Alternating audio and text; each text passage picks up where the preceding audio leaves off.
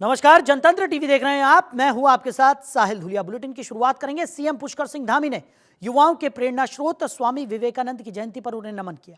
उन्होंने social media site पर post कर लिखा कि संपूर्ण विश्व में भारतीय संस्कृति, योग और वेदांत का गौरवमयी परचम लहराने वाले महान दार्शनिक, योगी और विचारक स्वामी विवेकानंद जी की जयंती पर कोटि कोटि नमन।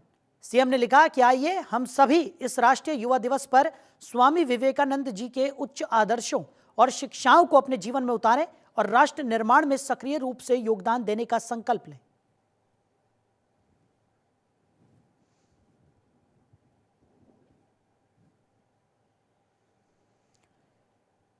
खबर देहरादून से है, जहां धामी सरकार फरवरी के दूसरे पखवाड़े में बजट पेश कर सकती है।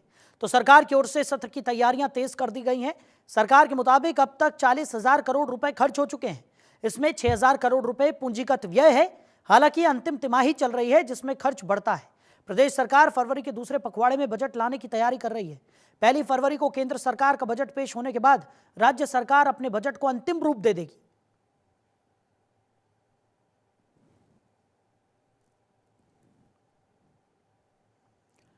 तो अगली खबर देहरादून से है, जहां दून से प्रयागराज के लिए आज से हवाई सेवा शुरू की जाएगी। देहरादून एयरपोर्ट से सिर्फ रविवार को प्रयागराज के लिए उड़ान संचालित की जाएगी। तो अलायंस एयर का 70 सीटर विमान दिल्ली से शाम 4 बजे देहरादून पहुंचेगा। यहां से फ्लाइट श्रद्धालुओं को प्रयागराज में उतारने के बाद वापस दिल्ली रवाना हो जाएगी। तो देहरादून एयरपोर्ट से अलायंस एयर प्रयागराज के लिए 12 जनवरी से फ्लाइट शुरू करेगा। तो देहरादून से प्रयागराज के लिए एक तरफ का किराया लगभग 8,500 से 10,500 रुपये तय होगा, जो कि बुकिंग के हिसाब से घट और बढ़ सकता है। तो एयरपोर्ट निदेशक प्रभाकर मिश्रा के मुताबिक अलायंस एयर महाकुंभ के लिए उड़ान शुरू करने जा रहा है।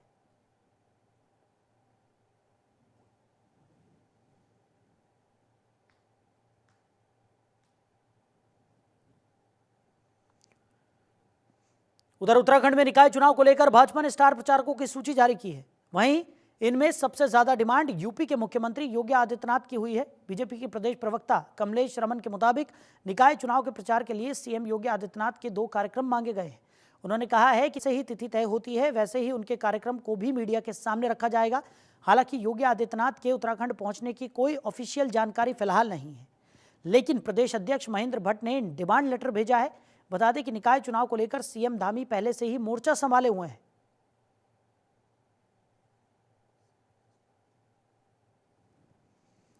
बिल्कुल देखिए, शीर्ष नेतृत्व जो हमारा उत्तराखंड का है, उन्होंने अपना प्रस्ताव भेज दिया है। हमारे जितने भी वरिष्ठ नेतागण केंद्र के होंगे, जिसमें हमारे योगी आदित्यनाथ जी भी हैं, जो उत्तर प्रदेश के मुख्यमंत्री हैं। और क्योंकि जनता की ये डिमांड थी, जनता की ये पुकार थी कि उनको यहाँ उत्तराखंड में 1 बार या 2 उनके कार्यक्रम यहाँ लगाए जाएँ, तो मुझे लगता है कि माननीय प्रदेश अध्यक्ष जी ने ये डिमांड वहाँ भेज दी है। जैसे ही वहाँ से कोई भी तारीख ऐसी फिक्स होगी, आप लोगों को बता दिया जाएगा कहाँ-कहाँ और कौन-कौन से ज़िले में उनकी बैठकें लगेंगी। मुझे लगता है 2 या 3 उनके कार्यक्रम होंगे यहाँ आदित्यनाथ जी के। तो इस उत्तराखंड में क्योंकि नगर निकाय चुनाव है और सेंटर से भी जो हमारे वरिष्ठ नेता हैं, वो भी यहाँ आएंगे। और जो यहाँ हैं हमारे माननीय अध्यक्ष जी, माननीय मुख्यमंत्री जी, तमाम हमारे मंत्री, सभी लोगों का जो स्टार प्रचारक हैं, सभी लोगों के कार्यक्रम होंगे। उसमें हमारी सह प्रभारी और प्रभारी जी भी उसमें इंक्लूड हैं। वो भी सब आएंगे और इस देश के अंदर जो जहाँ-जहाँ पर भी आवश्यकता होगी, जहाँ भी कार्यकर्ताओं की डिमांड होगी, वहाँ पर जाने का काम करेंगे।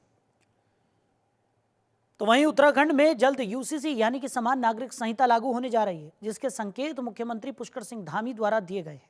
वहीं यूसीसी को लेकर शहरी विकास मंत्री प्रेमचंद अग्रवाल का कहना है कि समान नागरिक संहिता को लेकर लगभग सभी औपचारिकताएं पूरी की जा चुकी हैं।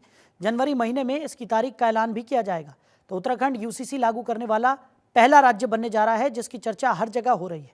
मंत्री अग्रवाल ने कहा कि इस विषय पर गृहमंत्री अमित शाह ने भी लोकसभा में उत्तराखंड की सराहना की है। देखिए, हम इस बात का गौरव अर्जित करने वाले हैं कि यूसीसी के लिए हमारा प्रदेश पहला प्रदेश होगा कि देश भर में जो यूसीसी ला के आज अपना एक कीर्तिमान स्थापित करने जा रहा है। और आप ये भी जानते हैं कि जब लोकसभा में बहस चल रही थी, तो माननीय गृह मंत्री आदरणीय अमित शाह जी ने भी उत्तराखंड के यूसीसी के बारे में उस लोकसभा के पटल में हम सबको सराहा। और हम लोग जिस प्रकार से माननीय मुख्यमंत्री जी लगातार बात कह रहे हैं कि जनवरी में कभी भी यूसीसी लागू किया जा सकता है। उनकी तमाम औपचारिकताएं पूरी हो गई हैं, प्रशिक्षण का भी लगभग काम पूरा हो गया है। तो किसी भी क्षण, किसी भी दिन उपयुक्त समय को देखते हुए और ये यूसीसी उत्तराखंड में लागू होने जा रहा है। तो अगली खबर देहरादून से है, जहां उत्तराखंड भारतीय जनता पार्टी ने निकाय चुनाव के लिए स्टार प्रचारकों की सूची आने के बाद अब भाजपा ने स्टार प्रचारकों की ड्यूटी के लिए मंथन शुरू कर दिया है। पार्टी प्रदेश प्रवक्ता हनी पाठक ने कहा कि सभी स्टार प्रचारक जल्द ही प्रचार शुरू करेंगे। इसके लिए संगठन जल्द ही प्रचारकों के प्रचार की जगह निर्धारित कर देगा।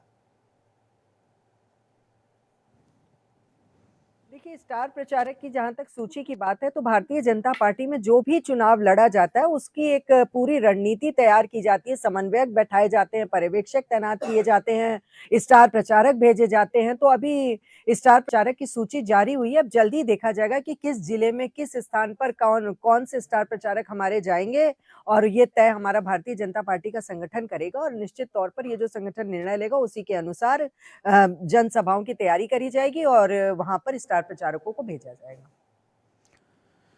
उधर हरिद्वार पुलिस और एसटीएफ देहरादून ने संयुक्त अभियान में चिड़ियापुर के जंगल से 2 नशा तस्करों को गिरफ्तार किया है। आरोपियों के पास से 167 ग्राम स्मैक बरामद हुई है, जिसकी अनुमानित कीमत 50 लाख रुपए है। पुलिस ने दोनों तस्करों के खिलाफ एनडीपीएस एक्ट के तहत मामला दर्ज किया है। पुलिस का कहना है कि ऑपरेशन ड्रग्स फ्री देवभूमि मिशन का हिस्सा है। पुलिस का संकल्प है कि देवभूमि को नशा मुक्त बनाने के लिए हर संभव प्रयास किए जाएं।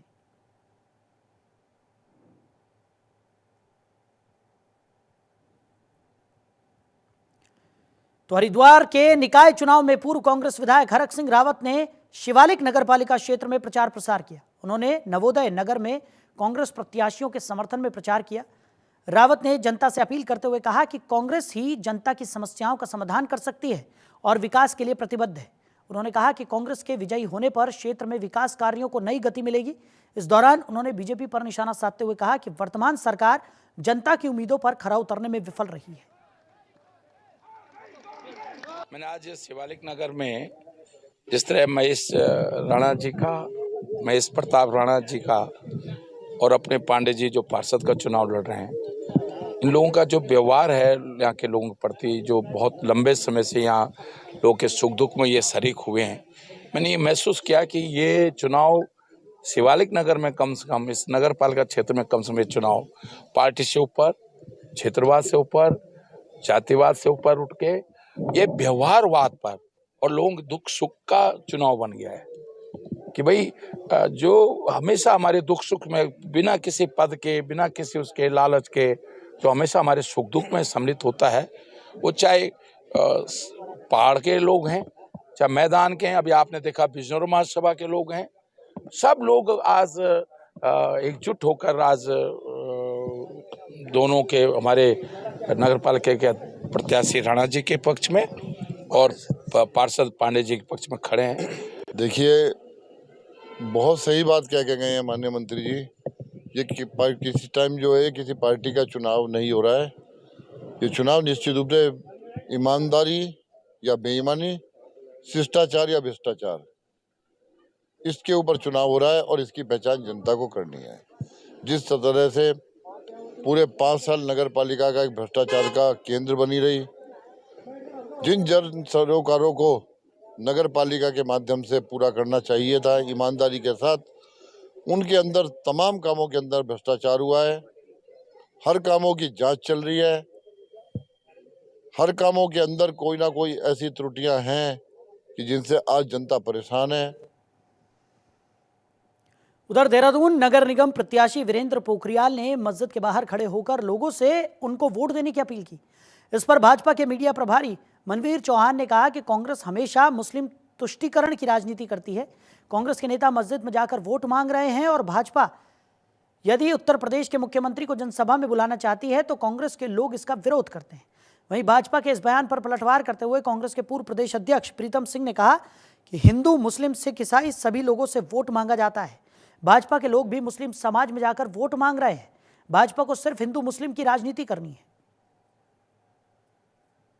कांग्रेस ने हमेशा मुस्लिम तुष्टीकरण की पराकाष्ठा को पार किया है और पहले उनके द्वारा जुम्मे की छुट्टी दी गई, उसके बाद मुस्लिम यूनिवर्सिटी बनाने की बात की गई और अब मस्जिद में जुम्मे के दिन चुनाव प्रचार करते उनके लोग चुनाव प्रचार उनके लोग कर रहे हैं। और एक और कांग्रेस पार्टी हमारे सनातन के ध्वजवाहक उत्तर प्रदेश के मुख्यमंत्री योगी आदित्यनाथ के उत्तराखंड चुनाव कार्यक्रम का वो विरोध करते हैं। यह कहते हैं कि योगी जी से ध्रुवीकरण, राजनीतिक ध्रुवीकरण होता है। वहीं दूसरी ओर वो मस्जिदों में वोट मांगकर क्या दर्शाना चाहते हैं। इसलिए उत्तराखंड की जनता बहुत समझदार है और मुस्लिम तुष्टिकरण की जो राजनीति हमेशा कांग्रेस पार्टी अपने फायदे के लिए करते आई है उसको जानती है और एक तरफा भारतीय जनता पार्टी के पक्ष में उत्तराखंड के लोग मतदान। कांग्रेस का इससे कोई सरोकार नहीं है, ये उनका दल का मामला है। जहां तक वोट मांगने का प्रश्न है, अरे हर समुदाय से, हिंदू, मुस्लिम, सिख, ईसाई, हम सब से जाकर के कहेंगे कि कांग्रेस के जो प्रत्याशी हैं नरेंद्र पोखरियाल जी और जो हमारे पार्षद है, अपील करेंगे इनके पक्ष में जो है मतदान करने का काम करें। इसमें हर्ज वाली क्या बात है?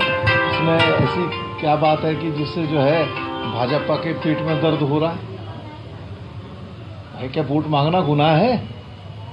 और मैं अगर कहूँ तो मेरी भी जानकारी है, भाजपा के लोग भी गए मुस्लिम समुदाय के लोगों के पास कि हमको वोट दीजिए। तो अगली खबर चमोली से है, जहां पर्यटन विभाग और प्रशासन के सहयोग से जिले के कई क्षेत्रों से 30 युवाओं का ग्रुप मोनाल टॉप का भ्रमण करके मानवीय रिहायशी के अंतिम गांव वाण से लौट आया। न्यू टूरिज्म डेस्टिनेशन के रूप में प्रसिद्ध हो रहे मोनाल टॉप की सुंदरता को देखकर युवाओं का समूह बहुत ही खुश है। युवाओं का कहना है कि इससे सुंदर जगह उन्होंने आज तक नहीं देखी। युवाओं ने पोस्टरों के जरिए लोगों को बुग्याल और हिमालय बचाने व स्वच्छता बनाए रखने का संदेश भी दिया। यहां पहुंचकर हर कोई मोनाल टॉप ट्रैक की खूबसूरती की तारीफ करते नहीं थक रहा था। तो पर्यटन विभाग के सहयोग से सभी युवा युवतियों को रमणीक वाण गांव के होमस्टे में रहने का अवसर भी मिला। मैं भी ठीक मोनाल टॉप पर हूँ। इनकी वाण गांव का जो मोनाल टॉप है, यहाँ पे बहुत सारी मोनाल पक्षियाँ दिखती हैं और पर्यटक यहाँ पे काफ़ी खुश होता है।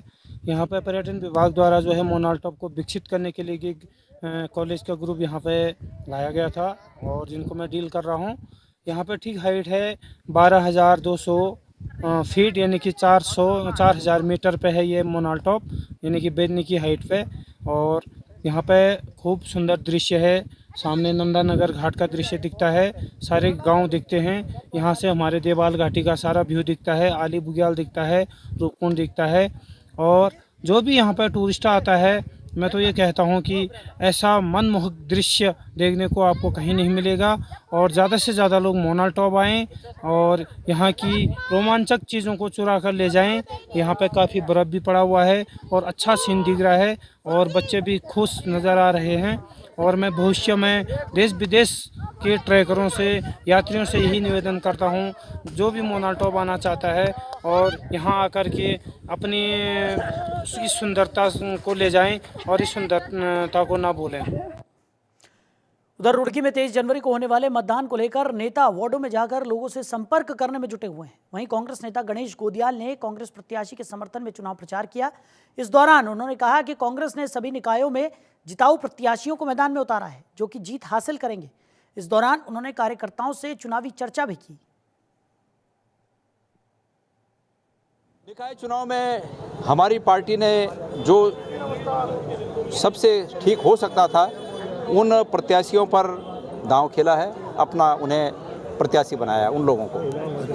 मैं प्रदेश की जनता से निवेदन करता हूं, तमाम निकाय क्षेत्र की जनता से निवेदन करता हूं कि वो कांग्रेस के प्रत्याशियों को जिताए और कांग्रेस के प्रत्याशियों को इसलिए जिताए कि लोकतंत्र में, इस लोकतांत्रिक सिस्टम में चेक एंड बैलेंस बना रहे। इस प्रकार पिछले 7 सालों ये देखने को मिला है कि वार्ड मेंबर से लेके नगर पालिका अध्यक्ष या नगर निगम के मेयर या नगर पंचायत के अध्यक्ष से लेकर राज्य सरकार, विधायक, सांसद, केंद्र सरकार, सब एक ही पक्ष के लोगों को क्रमबद्ध तरीके से लोग बैठे हुए हैं। तो सबकी मिली भगत से जो जनता के उत्थान के लिए बजट आता है, उस बजट को की बंदरबांट हो जाती है।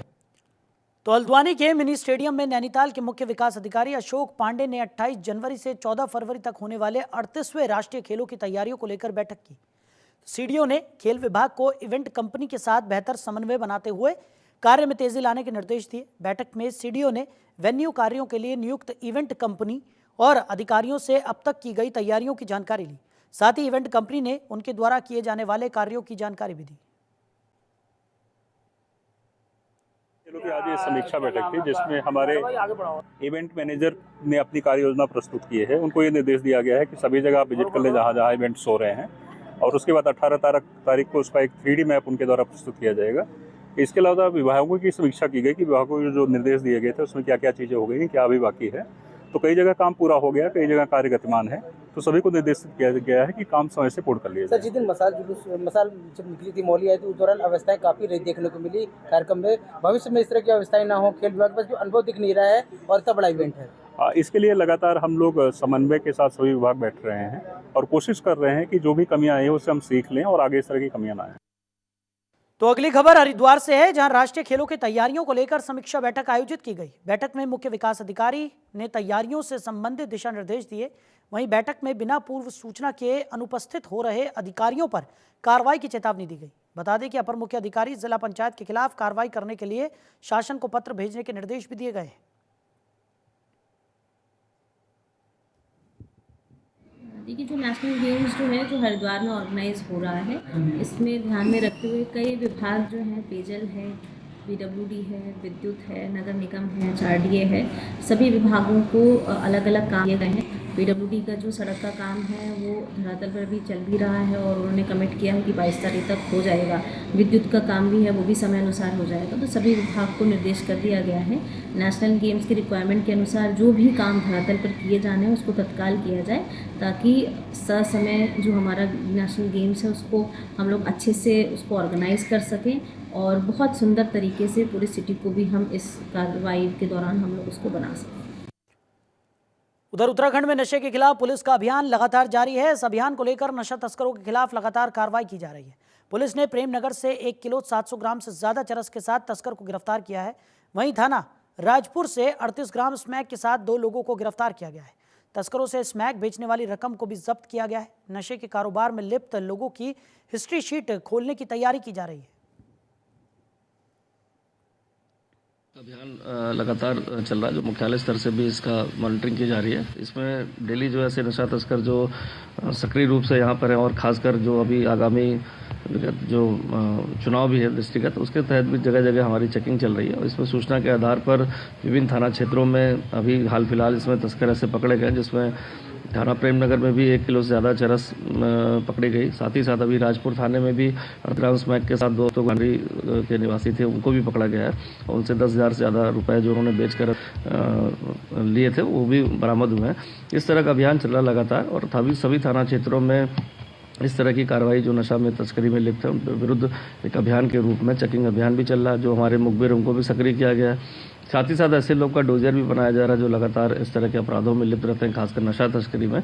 और हिस्ट्री शीट खोलने की कार्रवाई भी प्रचलित है, जिसमें 100 से ज़्यादा लोग की जो नशा तस्करी में लिप्त है उनकी हिस्ट्री शीट को भी खोला गया है। उधर हरिद्वार में कोहरे के कारण लगातार हो रहे हादसों को लेकर परिवहन विभाग और पुलिस अलर्ट हो गई है। वहीं नो पार्किंग में खड़े वाहनों के लगातार चालान काटे जा रहे हैं। खासकर होटल ढाबों के पास और बिना इंडिकेटर जलाए खड़े भारी वाहनों की वजह से सड़कें मौत का जाल बन चुकी हैं। बाइक सवार सबसे ज्यादा इन वाहनों का शिकार हो रहे हैं। सड़क किनारे खड़े इन वाहनों के खिलाफ अब पुलिस और परिवहन विभाग ने सख्त कदम उठाने की योजना बनाई है।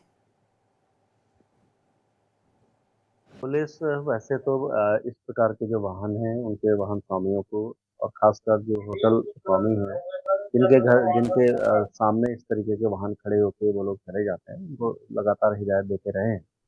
और हम लोगों की हाईवे पेट्रोल के साथ साथ जो थाना मोबाइल है वो भी लगातार इस प्रकार की गश्त करती है कि कोई भी वाहन सड़क के किनारे बेतरतीब ना खड़े हों जिससे एक्सीडेंट साबित होते हैं। लेकिन उसके बाद भी अभी पिछले कुछ समय में भादराबाद क्षेत्र में भी एक घटना हुई थी जिसमें 4 लोगों की मृत्यु हुई थी और काफ़ी ही बड़ा वो मामला था। पुलिस ने इस मामले को संज्ञान में भी लिया था। ऐसे लोगों को जो बार बार हिदायत देने के बाद भी इस तरीके से अपने वाहन को बेतरतीब खड़ा कर रहे हैं, उनके खिलाफ हम सख्त कार्रवाई भी करेंगे। और अगर इस तरीके से कोई वाहन से एक्सीडेंट होता है या रॉन्ग साइड एक्सीडेंट होता है उसके खिलाफ हम लोग परिवहन विभाग नियमित चेकिंग नो पार्किंग या अन्य के अलावा तो करता ही रहता है। खासकर जो अभी एक दुखद दुर्घटना हो गई हाईवे पे एक ट्रक को एक फोर व्हीलर कार ने पीछे से आके टक्कर दे दी। तो उसके बाद ज्वाइंट इंस्पेक्शन भी हुआ परिवहन विभाग की तरफ से, एसडीएम महोदय भी थे, सीए महोदय भी थे और जो रोड मेकिंग एजेंसी है एनएचएआई उनके द्वारा भी एक ज्वाइंट इंस्पेक्शन हुआ और साथ ही ज्वाइंट इंस्पेक्शन के अलावा भी जो सिडकुल मार्ग पे या अन्य कहीं भी खड़े होते हैं उस दिन ज्वाइंट में 4 वाहनों का चालान भी किया गया और जितने भी उधर से फैक्ट्री वाले होते हैं उनको भी एक काउंसिल किया गया कि वाहनों को अपने परिसर में ही लगवाएं, रोड पे बिल्कुल खड़े नहीं। तो अगली खबर देहरादून से है, जहां प्रदेश के सरकारी स्कूल परिसर में अब मशरूम उगाई जाएगी। पायलट प्रोजेक्ट के तहत दून और टिहरी जिले के स्कूलों से इसी महीने से शुरुआत की जाएगी और योजना सफल होने पर इसे सभी जिलों के 16,000 से ज्यादा स्कूलों में शुरू किया जाएगा। वहीं इस कार्यक्रम के तहत 40 भोजन माताओं को ट्रेनिंग भी दी जाएगी। स्कूली बच्चों को भी इसके बारे में जानकारी दी जाएगी ताकि वो भविष्य में अपना रोजगार पैदा कर सके। ये मशरूम कल्टीवेशन को लेकर के एक विभाग नवाचार करने जा रहा है, जिसमें जो हमारी पीएम पोषण योजना चलती है जिसके अंतर्गत मिड डे मील दिया जाता है बच्चों को, उसमें कुछ भोजन माताओं को जो पायलट बेसिस पे अभी 2 जनपद देहरादून और टिहरी से 20-20 भोजन माताओं का चयन किया जा रहा है। उनको मशरूम कल्टीवेशन की ट्रेनिंग दी जाएगी और उनको विभाग मास्टर ट्रेनर के रूप में यूज़ करेगा। वो फर्दर और लोगों को भी ट्रेनिंग देंगे और फिर स्कूल में जाके भी मशरूम कल्टीवेशन पे कार्रवाई होगी। बच्चों को भी इस बारे में प्रशिक्षण दिया जाएगा जिससे कि वो आगे चल के इसको भी व्यवसाय के रूप में यूज़ कर सकें और साथ में मशरूम को जो उनका आहार है उसका हिस्सा बनाने का भी जो है पे भी कार्रवाई चल रही है। तो अगली खबर हरिद्वार से है, जहां कलियर थाना क्षेत्र में बीती रात पुलिस और बदमाशों के बीच में मुठभेड़ हो गई। पुलिस मुठभेड़ में बदमाश के बाएं पैर में गोली लगने से वो घायल हो गया। वहीं पुलिस ने बदमाश को तुरंत सिविल अस्पताल में भर्ती कराया। पुलिस के मुताबिक बदमाश के खिलाफ पहले से ही कई आपराधिक मामले दर्ज हैं, साथ ही वो एक सक्रिय गिरोह का भी सदस्य है। पुलिस के अनुसार ये बदमाश गाय चोरी करके भागने की कोशिश कर रहा था और पुलिस पर गोली चलाने के दौरान ये मुठभेड़ हो गई। अपने चेकिंग में थे, इस बीच माछारेडी के पास में रतमो नदी के पास में एक व्यक्ति जिसका नाम अनीस पुत्र इरफान है और वो पूर्व में भगवानपुर थाने से भी वांछित चल रहा है। 7 मुकदमे उसके ऊपर ऑलरेडी कायम थे और एक मुकदमे में अभी हाल ही में वांछित चल रहा था। उसके द्वारा चोरी के प्रयास में एक गाय को उसके द्वारा ले जाया जा रहा था और उसमें जो मुठभेड़ हुई है उसको रोकने के प्रयास में उसके द्वारा पुलिस पर फायर किया गया। पुलिस ने तत्काल उसे न्यूट्रलाइज करने की कोशिश करी और जो आपसी मुठभेड़ में एक गोली उसके पैर में लगी थी जिसे तत्काल हॉस्पिटल में ले जाया गया। उसका अभी वहाँ इलाज चल रहा है और ये जो व्यक्ति हमारा वांछित चल रहा था उसे कॉन्फॉर किया गया है। उसके ऊपर जो पुराने मुकदमे हैं उसको देखते हुए इसके खिलाफ आगे जो भी वैधानिक कार्रवाई है, गैंगस्टर एक्ट तक की कार्रवाई पर हम लोग विचार कर रहे हैं और उसमें आगे की वैधानिक कार्रवाई की जाएगी। तो फिलहाल इस बुलेटिन में मेरे साथ इतना ही। आप बने रहिए और देखते रहिए जनतंत्र टीवी। नमस्कार।